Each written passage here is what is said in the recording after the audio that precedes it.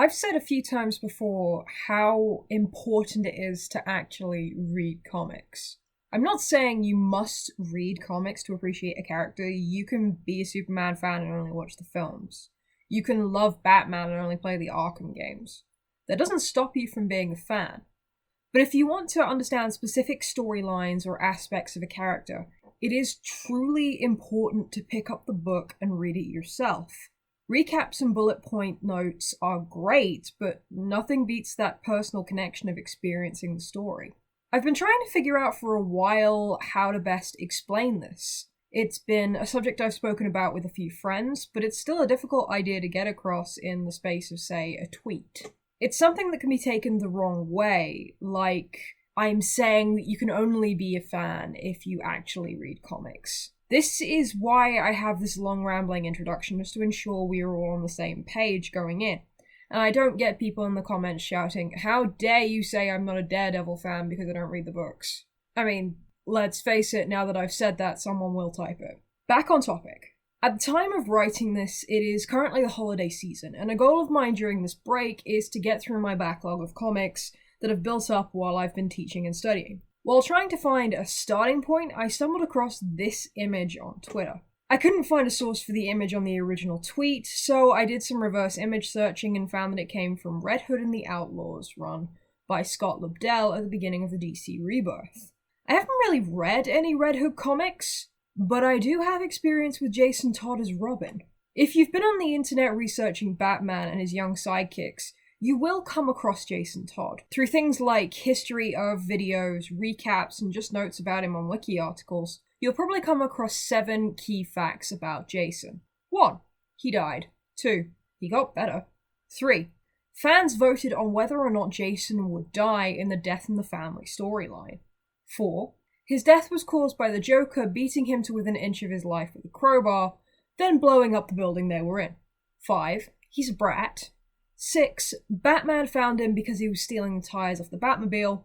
And 7. He's now the anti-hero Red Hood, taking the name from an old alias of the Joker's.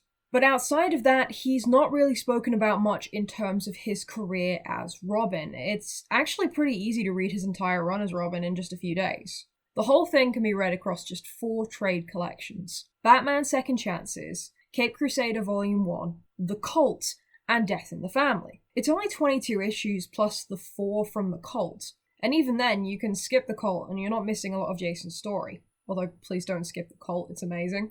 It is a run I do recommend people reading, but it also gave you a very different perspective of the character that you may have had before. Personally, I went from not caring about Jason to sympathizing with him. I would even go so far as to say that he's tied for my favorite Robin. Granted, I love the Robins anyway. Whatever. It's the holidays, that picture got me interested, so I ordered the first 2 volumes thinking I'd read them and that would be it. Instead, I found a perfect example of an experience enhanced by previous first-hand reading.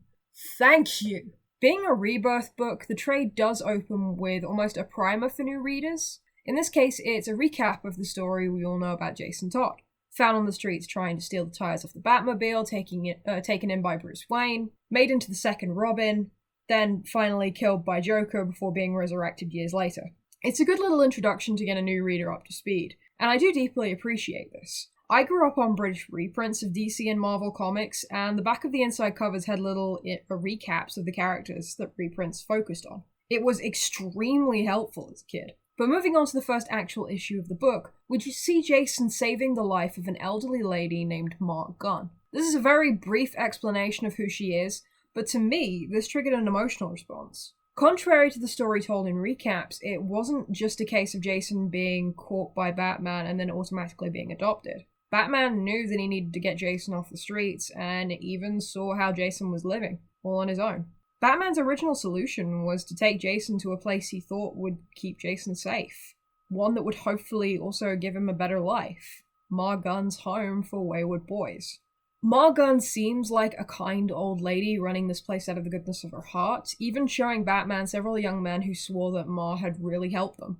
Batman felt safe leaving Jason here, but as soon as Batman left, Ma Gunn revealed her true intentions. She did take in wayward boys, but they became members of her criminal empire. Jason did eventually manage to go back to Batman, and together they revealed Morgan's criminal syndicate and managed to send her to prison. It's easy to see why it's skipped over in recaps. The whole thing only lasts 2 issues, and that included Jason's introduction. Within Red Hood and the Outlaws, it is touched on, and Jason does briefly say that he wasn't there long.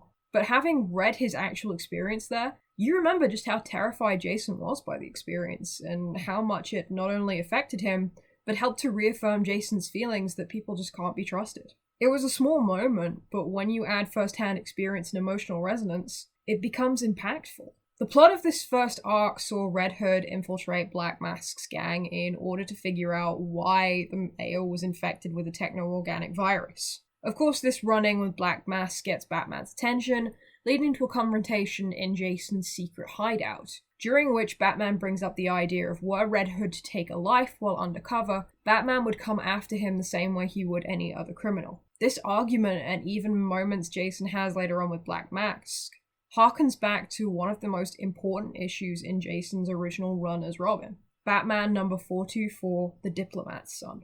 This was an issue centered around Jason's idea of morality and how that is sometimes at odds with Batman. During the issue, while out on patrol, Jason hears a woman scream. He breaks into the apartment to find the woman crying, asking for help, and had most likely just been assaulted. The culprit is a young man named Felipe, and unfortunately for Batman and Robin, he's the son of a diplomat and has diplomatic immunity. He cannot be arrested. Robin is clearly furious about this, asking what is the point of justice if someone like Felipe can get away with such a cruel act. Later on, Robin learns that Felipe has driven the young woman so far over the edge that she commits suicide. Unable to hide his anger, Robin confronts Felipe, and as the issue ends, we see Felipe fall from the high balcony of his apartment. When Batman arrives, he bluntly asks Jason whether or not Felipe fell or if he was pushed. Jason doesn't answer, leaving the ending very ambiguous. From the conversation scene between Red Hood and Batman, it seems like this incident is playing back in Jason's mind. It's not mentioned within the Rebirth issues, but having that context for Jason's experience as Robin, it puts the conversation in a completely different perspective. This is something that comes from experiencing the stories firsthand. The entire first volume is really interesting to read. It's a pretty fun story, and I like the idea of this dark trinity being built, especially given the fact that this new Bizarro is actually acknowledged as not being the first. It's a nice little touch, especially for those who have a weird obsession with continuity like I do. But that brings us to the image I brought up at the beginning of this video. The image of an adult Jason watching his younger self being beaten to death. This comes from the second arc of the series, which primarily follows Jason's teammate Artemis, and the search for a lost artifact that she's been tracking for over a year. This search takes the team to Korak, the very place Jason died in Death of the Family. The plane the team are traveling in is shot down and all 3 members are separated. Jason wakes up being interrogated by the local military, but when he realizes that he's being held in a bunker across from the one he died in, this genuinely freaks Jason out to the point that the military are not too sure what's going on. He accuses them of working with the Joker, which they're clearly not.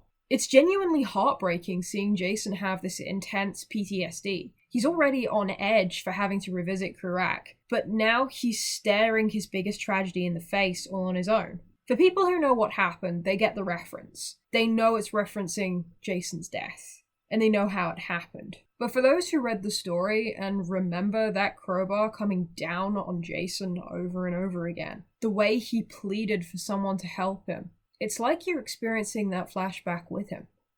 The first 2 volumes of Red Hood and the Outlaws are genuinely good reads. It's something I would recommend to anyone interested in checking out Red Hood. But what I want to emphasize more than anything is that if you are interested in a storyline or want to know a character better, read those stories. Experience them for yourself. There is no replacement for first-hand experience. Watch videos talking about them, play games, watch the movies. Get to know what you want to read, then go out and read the stories. Add to the conversation. You will get so much more out of the medium by actually engaging with it.